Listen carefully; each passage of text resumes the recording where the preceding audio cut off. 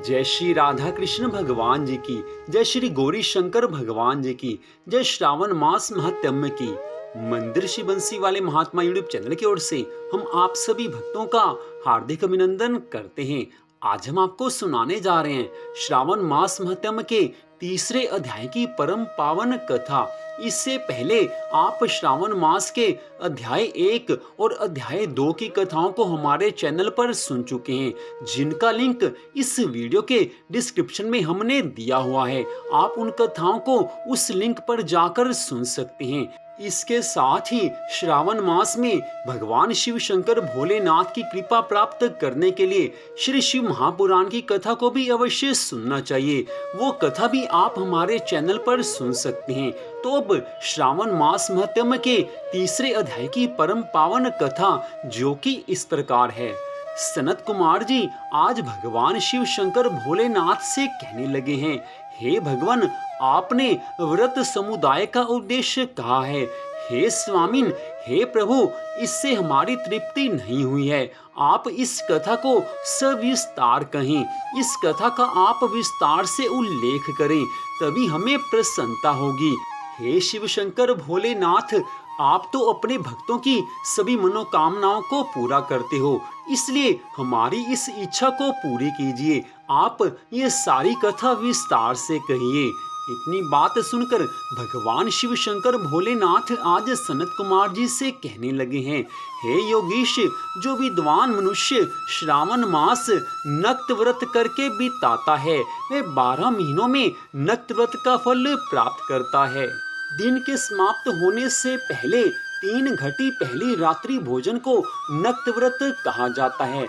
उक्त नक्त भोजन में सूर्यास्त के पहले 3 घटी समय का त्याग कर अवशिष्ट समय लिया गया है। सूर्यास्त के 3 घटी तक संध्या काल कहा जाता है। आहार, मैथुन, निद्रा, चौथा स्वाध्याय, इन कार्यों को सायंकाल में नहीं करना चाहिए। गृहस्थ एवं सन्यासी के भेद से नक्त भोजन के 2 प्रकार होते हैं। वो दोनों अवस्था आप मुझसे सुन लीजिए। जब सूर्य नारायण के मंद होने पर अपनी देह की छाया द्विगुनी हो जाए, उस समय सन्यासी के लिए नक्त भोजन व्रत कहा है। रात्रि में भोजन को नक्त भोजन नहीं कहा गया है।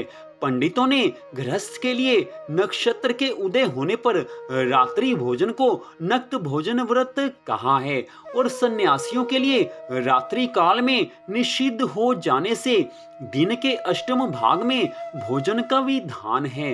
गृहस्थी विधि द्वारा रात्रि में नक्त व्रत करे। सन्यासी, विधवा तथा विदुर पुरुष सूर्य नारायण के अस्त होने के पहले भोजन कर लेवें। जो पुत्रवान है वह आश्रमहीन तथा स्त्रीविहीन पुत्रवान विदुर यदि है तो वह रात्रि में भोजन करे, क्योंकि जो पुत्रवान है वह भी आश्रमी होता है। श्रावण मास में नक्त व्रत को करने वाला प्राणी अति उत्तम गति को प्राप्त करता है। यह श्रावण मास मनुष्य की सभी मनोकामनाओं को पूरा करने वाला है। इससे आगे की कथा का वर्णन करते हुए भगवान शिव शंकर भोलेनाथ आज सनत कुमार जी से कहने लगे हैं कि पहले श्रावण मास के आ जाने पर प्रतिपदा तिथि में प्रातः काल संकल्प करें कि मैं श्रावण मास में 1 महीने तक ब्रह्मचार्य से रहकर प्रतिदिन सुबह स्नान करूंगा, नक्त व्रत, रात्रि शयन तथा प्राणियों पर दया करूंगा। मैं झूठ नहीं बोलूंगा, पाप नहीं करूंगा, सदा भगवान की भक्ति में अपने मन को लगाऊंगा।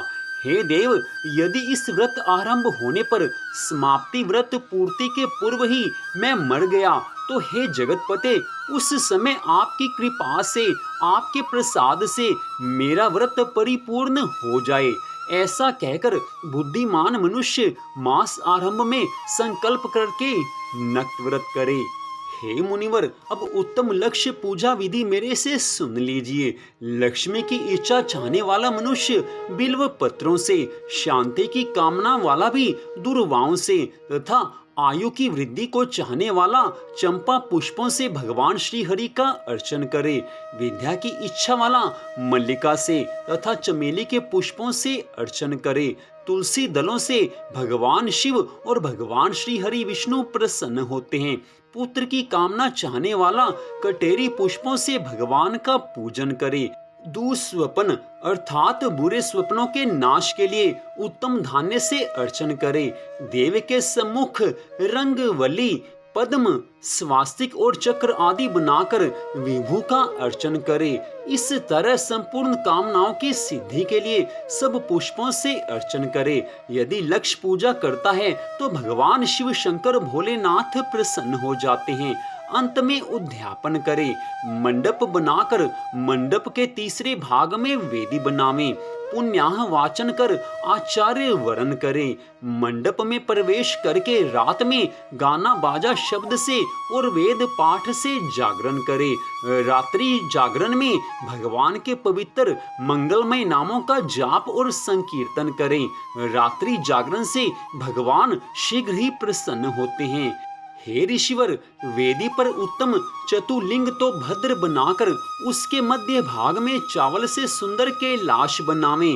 उस वेदी की जगह पर खूब चमकीला तांबे का कलश स्थापन करके उसमें पंच पल्लव तथा सूक्ष्म वस्त्र को रखें। उस पर पार्वती पति की सुवर्ण प्रतिमा को पंचामृत स्नान पूर्वक स्थापित करके अर्चन करें। नैवेद्य युक्त धूप, दीप, गीत, वाद्य, नृत्य तथा वेद शास्त्र पुराण द्वारा रात्रि में जागरण करें। सुबह स्नान करें। पवित्र शास्त्रोक्त विधान से वेदी बनावें। तिल, घृत, पायस से मूल मंत्र गायत्री शिव सहस्त्र नाम से हवन करें। जिस मंत्र से पूजन किया हो उसी मंत्र से हवन करें। शर्करा घृत युक्त चरु से हवन करें। फिर स्विष्टकृत हवन कर पूर्णाहुति करें। प्रातः वस्त्र अलंकार भूषण से आचार्य का अर्चन करें। ब्राह्मण का पूजन करके उनको दक्षिणा देवें। जिन मंत्रों से उमापति भगवान शिव की लक्ष्य पूजा की है उस चीज का दान करें। सोने की प्रतिमा बनाकर भगवान शंभू का अर्चन करें।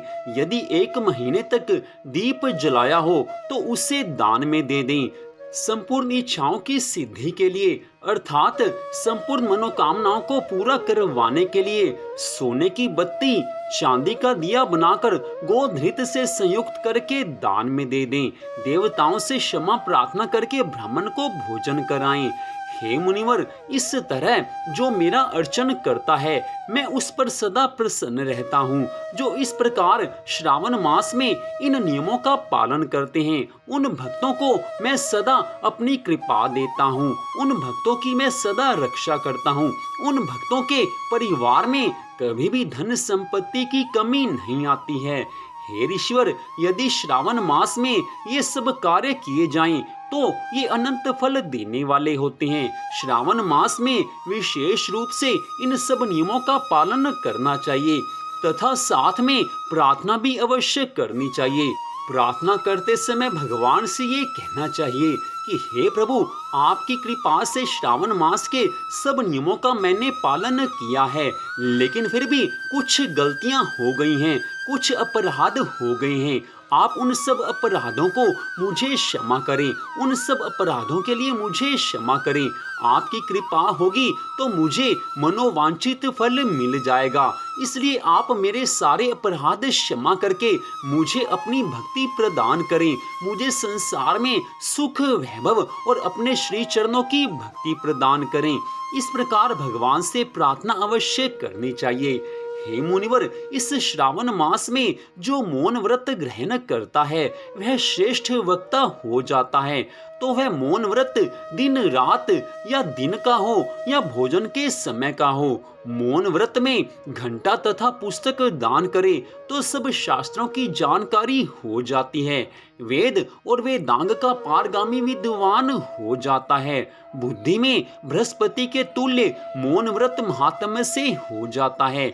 हे ऋषिवर, वैसे तो संपूर्ण व्रत उत्तम है, लेकिन जो मौन व्रत धारण करता है उसकी शक्ति में वृद्धि होती है, उसकी मानसिक शक्ति बढ़ती है, उसकी आध्यात्मिक शक्ति बढ़ती है, उसकी शारीरिक शक्ति बढ़ती है। और मौन व्रत करने वाले जीव का किसी से कलह नहीं होता, क्योंकि मौन व्रत उत्तम है। जो मौन व्रत धारण करते हैं उनका भगवान के चरणों में और धर्म कार्यों में मन अवश्य लग जाता है। हे ईश्वर, ये सब नियम जो मैंने आपको बताए हैं, इनका श्रावण मास में जो भी भक्त पूरी तरह से पालन करता है उस भक्त के जीवन में कभी भी कोई कमी नहीं आती। उन भक्तों के परिवार के ऊपर सदा मेरी कृपा बनी रहती है। अगर मनुष्य ने पहले के समय में अनेकों पाप किए हों तो भी इस श्रावण मास के सभी भक्ति के नियमों का पालन करने से उसके पहले के सभी पाप नष्ट हो जाते हैं। इसलिए श्रावण मास में इन सब विशेष नियमों का पालन करके मेरी भक्ति अवश्य करनी चाहिए। तो इस प्रकार भगवान शिव शंकर भोलेनाथ ने सनत कुमार जी से श्रावण मास की महिमा के बारे में बताया है कि श्रावण मास में किन किन नियमों का पालन करना आवश्यक है। तो यहीं पर श्रावण मास महात्म्य के तीसरे अध्याय की कथा का विश्राम होता है। मंदिर श्री बंसी वाले महात्मा यूट्यूब चैनल की ओर से इस कथा को आपने सुना। आप सब भक्तों से छोटा सा निवेदन, श्री श्रावण मास महात्म्य के साथ साथ श्री शिव महापुराण की कथा को भी आप हमारे चैनल पर अवश्य सुने।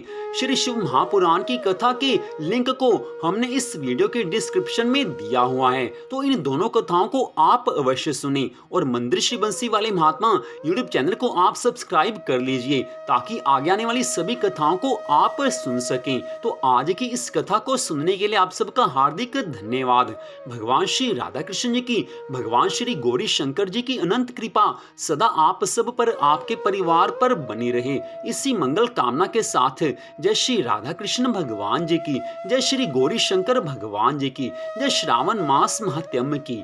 ओम नमः शिवाय। जय जय श्री राधे, जय जय श्री राधे, जय जय श्री राधे श्याम।